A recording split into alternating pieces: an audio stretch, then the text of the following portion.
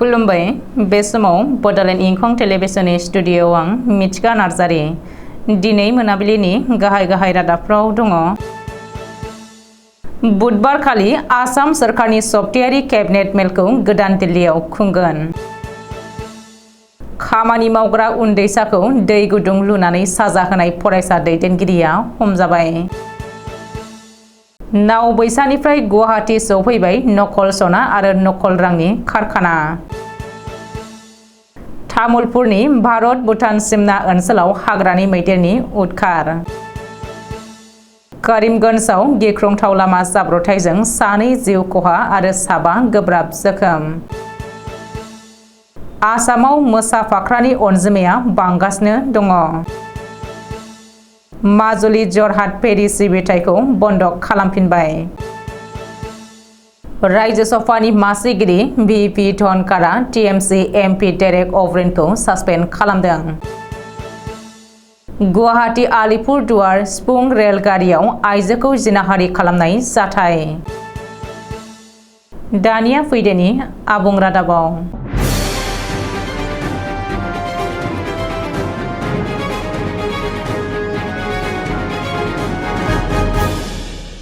आसाम सोरखारनि सप्तायारि केबिनेट मेला हादरनि राजधानी गोदान दिल्लीयाव सौहैबाय।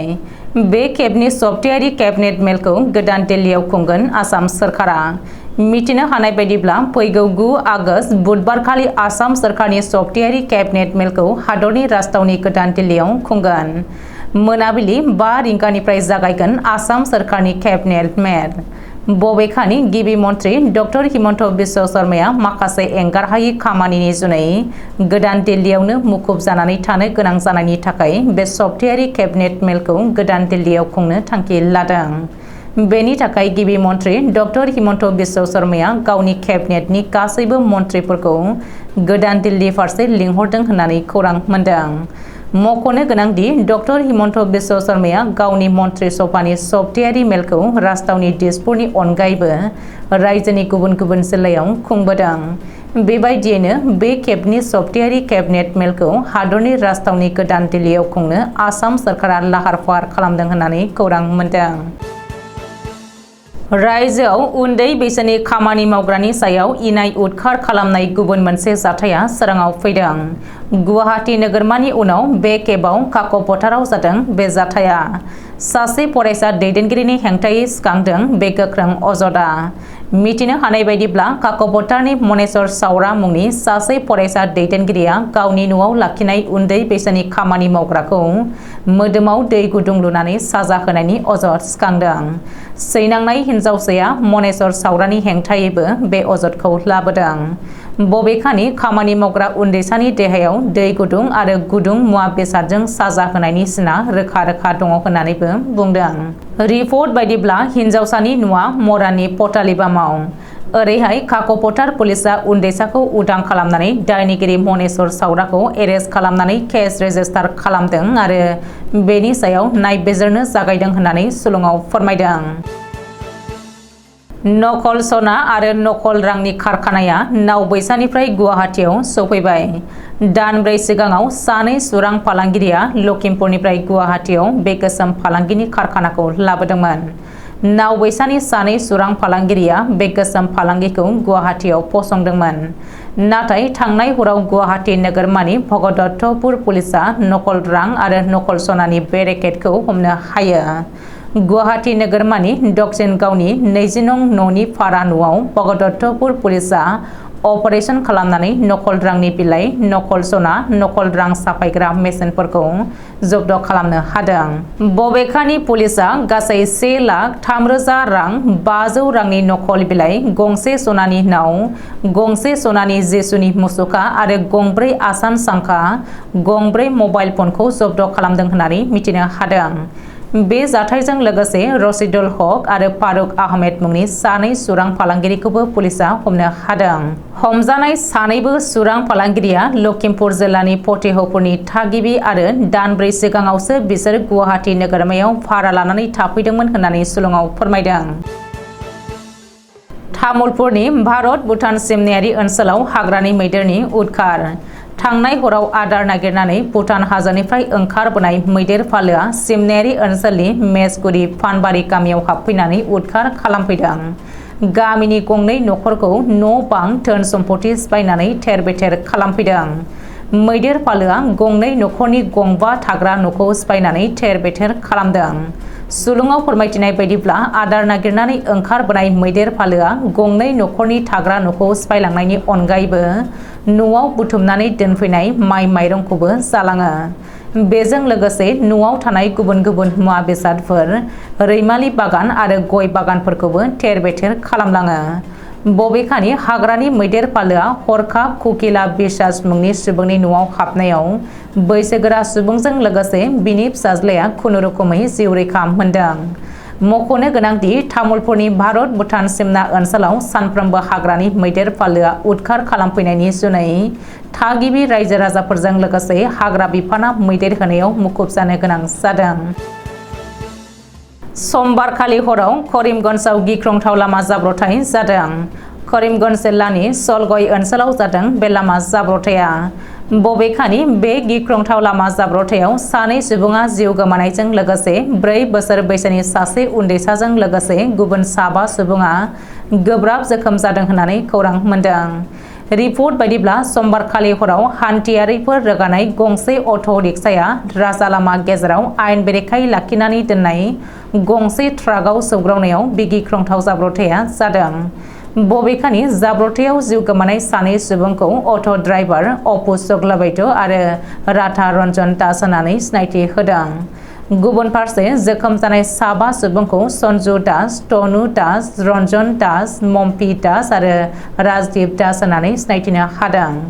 रिपर्ट बायदिब्ला जोखोम जानाय 7 सुबुंखौ गोख्रैनो सिलचर मेडिकेल कलेज हस्पिटालाव दैथायहरनाय जायो। आसामाव गोमो गाबनि मोसा फाख्रानि अनजिमाया बांनायनिफ्राय बांलांगासिनो दङ। सिगांनि रुजुनायाव मोसा फाख्रानि अनजिमाया बांनायखौ नुनानै मिथिंगा मोजां मोनग्राफ्रा गोजोननाय फोरमायदों।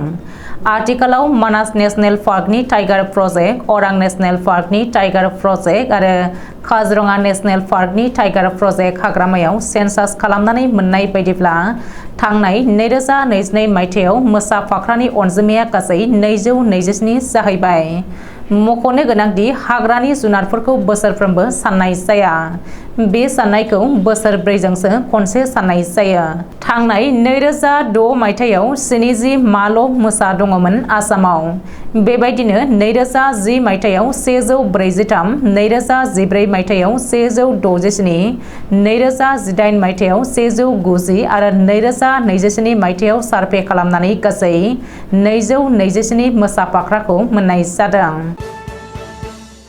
बुरलुंबुथुर दैमानि दैया आथिखालाव खैफोद सिमानि गोजौजों बोहैगासिनो थानायखौ नोजोर होनानै जरहाट आरो माजुलिसिम थांनाय फेरि सिबिथायखौ मंगलबारखालि बन्द खालामफिनबाय इनलेन्ड वाटार बिफाना। माब्ला खारफिनगोन बेनि जेबो थि खालामथ'नाय जायाखै। अदेबानि गुबुन जेरावबो फेरि सिबिथायखौ बन्द खालामथ'नाय जायाखै। सुलुङाव फोरमायथिनाय बायदिब्ला गुबुन दैसाफोरा खैफोद सिमानि गाहायजोंसो बोहैगासिनो दङ। दाखालै बावैसो सोनाब बंगनिफ्राय रायजो सभानि सोद्रोमा महरै टीएमसी दोलोनिफ्राय देरहासारलांनाय डेरेक अब्रेनखौ रायजो सभानि मासिगिरि भिपि धनखड़आ मंगलबारखालि सासपेन्ड खालामदों। मिरुनि पार्लियामेन्टारि मन्थ्रि पीयूष गोयलनि सिफारिस खालामनायाव लेङाइ हादरगिरि एबा रायजो सभानि मासिगिरि भिपि धनखड़आ टीएमसी एमपिखौ सासपेन्ड खालामनायखौ गोबाङानो गोमोदों। सुलुङाव फोरमायथिनाय बायदिब्ला आथिखालाव मणिपुर जेंनाखौ लानानै टीएमसी एमपि डेरेक अब्रेना टुइटाराव टुइट खालामनानै गाहाय मन्थ्रि नरेन्द्र मदिया रायजो सभायाव खनसेबो फैयाखै आरो मणिपुरनि सोमोन्दै मानो जेबो बुङाजासे सिरियै थाबाय थादों होननानै फोसावदोंमोन। खारबाय थानाय रेलगारिनि दाब्बायाव रावबो गैयै समाव खाबु फलान दुथांफोरा हरनि समाव सासे आइजोखौ सानै लांसुनियाफोरा जिनाहारि खालामनाय जाथाया सोराङाव फैदों। थांनाय सनिबारखालि गुवाहाटीनिफ्राय सोनाब फारसे आलिपुरदुवार थांनाय 157547 नम्बर सिफुं एक्सप्रेस रेलगारियाव सोमजिदों बे मुगैथाव जाथाया। रेलनि मोनसे दाब्बायाव सासे गथ' गोनां आइजोआ गथ'खौ लानानै आलिपुरदुवार फारसे थांगासिनो दङमोन। दाब्बायाव सासेल' गथ'सा आरो आइजो थानायलाय रावबो गैयै सुजुग लानानै उन्दै गथ'साखौ बाहेरायाव गारनो होनानै हुमखि होनानै सानै लांसुनियाया आइजोखौ खारफुनाय रेलाव जिनाहारि खालामो। बे खास्रि बिस्रि जाथाया सोमजियो श्रीरामपुर रेल स्टेशन बारलांनानै। रेलगारिया आलिपुरदुवार स्टेशन मोननाय लोगो लोगो गासै जाथायफोरखौ रेलवे पुलिस आरो रेल बिफाननि मावथिफारियाफोरनो खिन्थानायाव गुबै बाथ्राया सोराङाव फैयो। लोगो लोगो रेलवे पुलिसा गोख्रों सिग्रोमनायाव जिनाहारि खालामग्रा दायनिगिरिफोरखौ हमनो हायो। जिनाहारि खालामग्रा सानै लांसुनियाफोरखौ गसाइगाव महकुमानि तुलसीबिल पुलिस आउटपस्टनि सिङाव थानाय जयपुर गामिनि आब्दुल हुसैननि फिसाज्ला जयनाल आबिदिन 24 बोसोर आरो एखे गामिनिनो जामाल शेखनि फिसाज्ला मइनुल हक होननानै पुलिसनि सुलुङाव फोरमायदों। बेनि अनगायैबो जयनाल आबिदिना गोबां समाजनि बेरेखा हाबा मावनायाव लोब्बा दङ होननानैबो पुलिसनि सुलुङाव फोरमायनायजों लोगोसे रेलवे पुलिसा हमनानै सानैखौबो पुलिसनो गथायो। दिनै मोनाबिलिनि रादाबा एसेनोसै। गोजोन्थों।